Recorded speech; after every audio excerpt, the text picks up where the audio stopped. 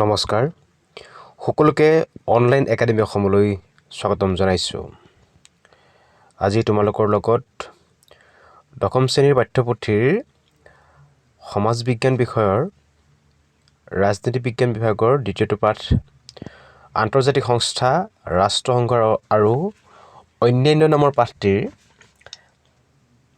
পাঠভিত্তিক প্ৰশ্ন উত্তৰসমূহ আলোচনা কৰিম। ঠিক আছে, গতিকে দেৰি নকৰি আমি পাঠটো আলোচনা কৰোঁ আহা। প্ৰথমতে আছে চমু উত্তৰ প্ৰশ্ন। প্ৰথম প্ৰশ্নটো হৈছে ৰাষ্ট্ৰসংঘ কিয় গঠন হৈছিল? উত্তৰটো হৈছে পৃথিৱীৰ পৰা যুদ্ধৰ ভয়াৱহতা নাশ কৰিবৰ বাবে ৰাষ্ট্ৰসংঘৰ গঠন হৈছিল। আমি যদি অলপ বহলাই কওঁ তেতিয়া কি হ'ব যে জাতিসংঘ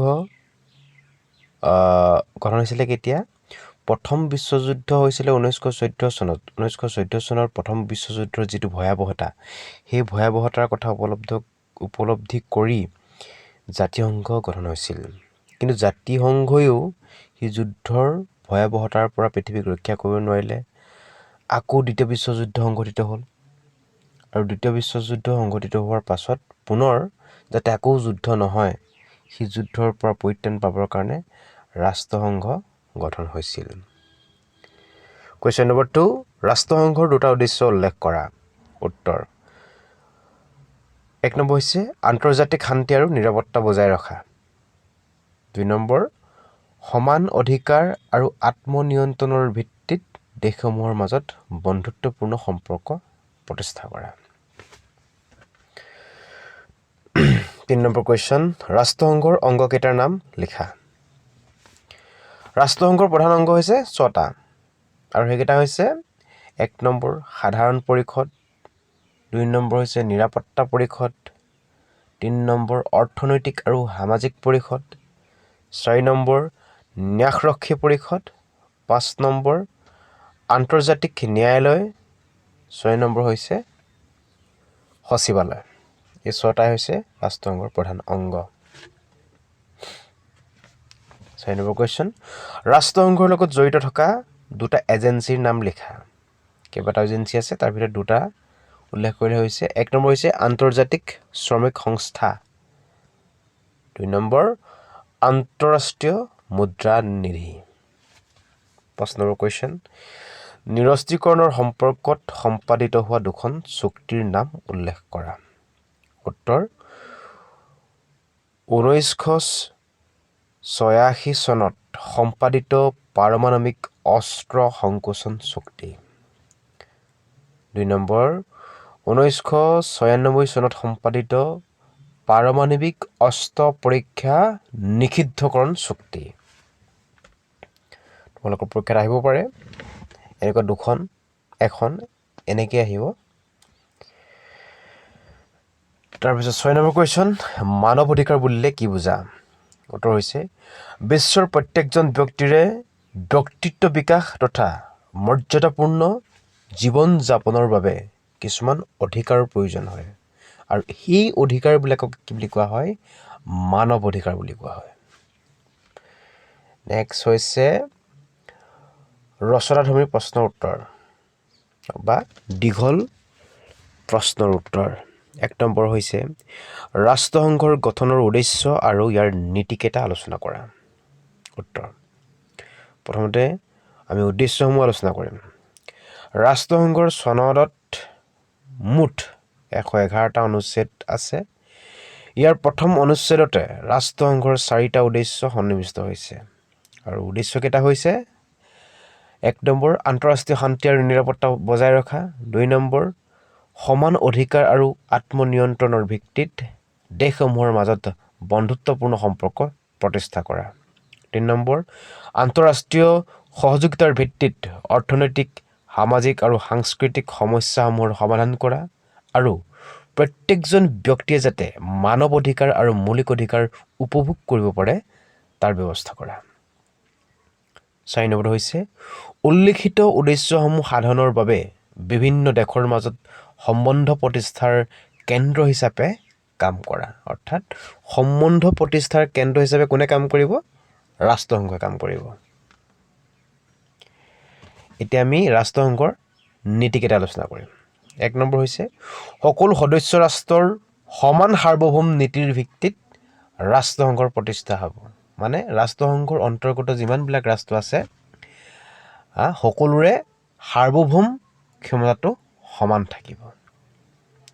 2 নম্বৰ ৰাষ্ট্ৰসংঘৰ চনদত উল্লেখ কৰা নিয়মাৱলী মানি লৈ সকলো সদস্য ৰাষ্ট্ৰই নিজা নিজা দায়িত্ব পালন কৰিব লাগিব। তৃতীয়তে আন্তঃৰাষ্ট্ৰীয় শান্তি, নিৰাপত্তা আৰু ন্যায়ত কোনো আঘাত নোহোৱাকৈ সকলো সদস্য ৰাষ্ট্ৰই সকলো ধৰণৰ বিবাদ শান্তিপূৰ্ণভাৱে মীমাংসা কৰিব লাগিব।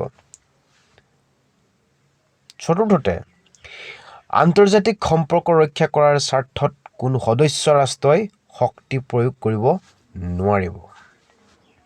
5 নম্বৰ চনদত উল্লেখ কৰা মতে ৰাষ্ট্ৰসংঘই কোনো ব্যৱস্থা গ্ৰহণ কৰিলে সদস্য ৰাষ্ট্ৰসমূহে ৰাষ্ট্ৰসংঘক সহায় কৰিব লাগিব।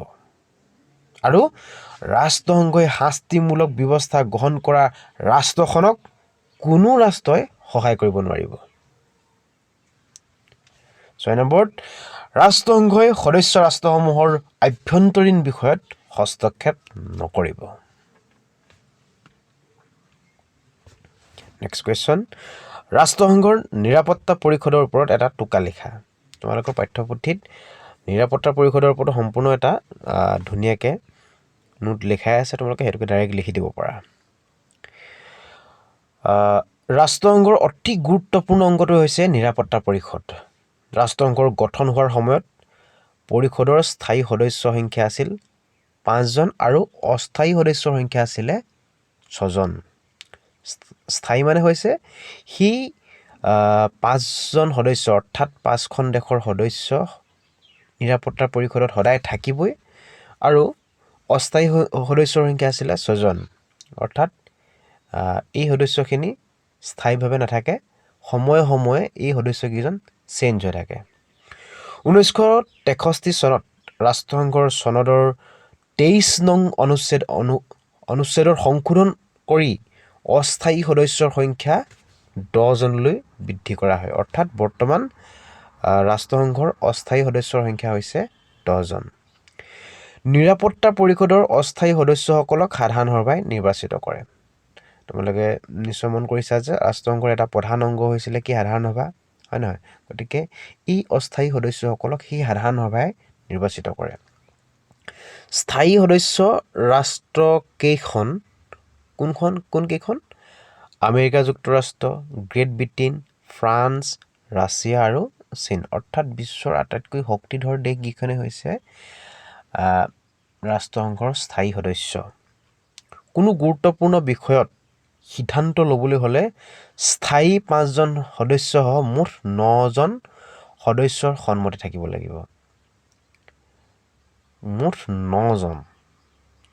কিবা এটা বিষয়ত যদি বিবাদ হয়, সেই বিবাদৰ মীমাংসা কৰিবৰ বাবে 9 জন সদস্যৰ সন্মতি থাকিব লাগিব। লগতে স্থায়ী 5 জন লাগিবই। স্থায়ী সদস্যসকলৰ ভেটো প্ৰয়োগৰ ক্ষমতা আছে, সেইবাবে কোনো বিষয়ত স্থায়ী সদস্যই ভেটো দিলে সিদ্ধান্ত গ্ৰহণ নহয়। অৰ্থাৎ 5খন স্থায়ী সদস্য আছে, যিকোনো এখনে কোনোবা এটা সিদ্ধান্তত ব্যাঘাত জন্মাব পাৰে। 4খন ৰাষ্ট্ৰই মান্তি হ'ল কিন্তু এখনে মান্তি নহ'ল, তেতিয়া সিদ্ধান্তটো গ্ৰহণ কৰিব নোৱাৰিব। পৰৱৰ্তী কুৱেশ্যন, বিশ্ব শান্তিৰ বাবে ৰাষ্ট্ৰসংঘই লোৱা পদক্ষেপসমূহ আলোচনা কৰা।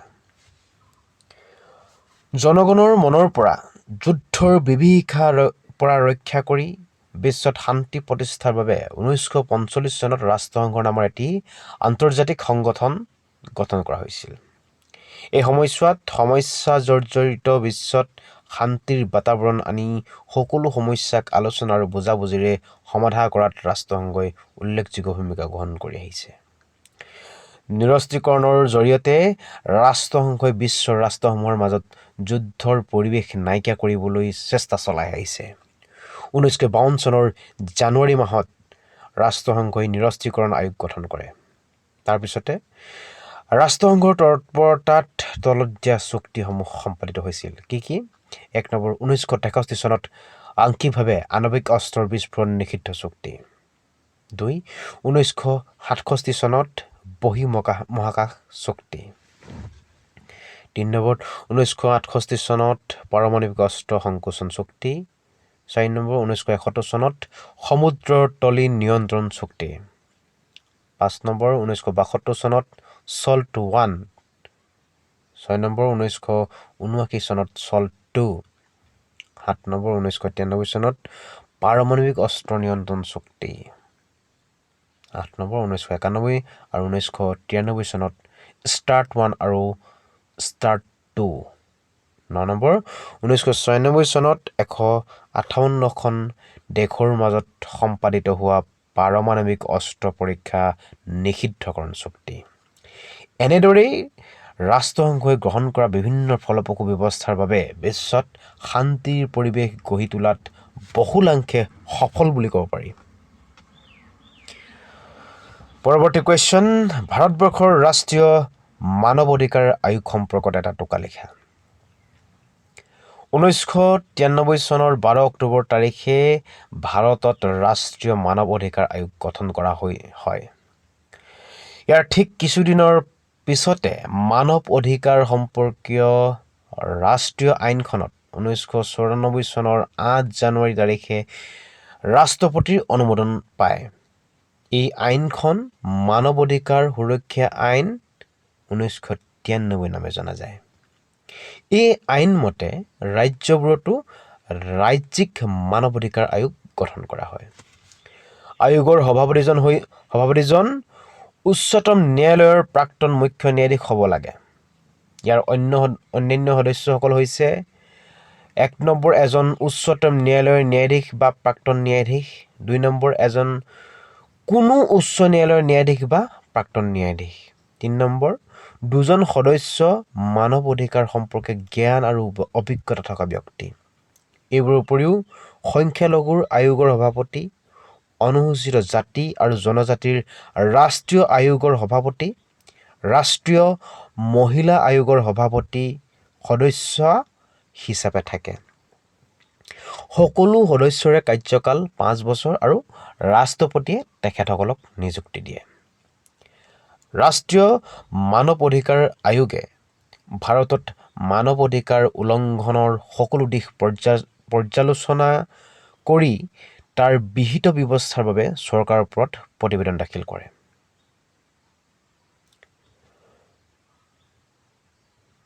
প্ৰথমে বিশ্বৰ জনগণৰ বাবে প্ৰয়োজনীয় অধিকাৰসমূহ এই ঘোষণাপত্ৰত সন্নিৱিষ্ট কৰা হৈছে।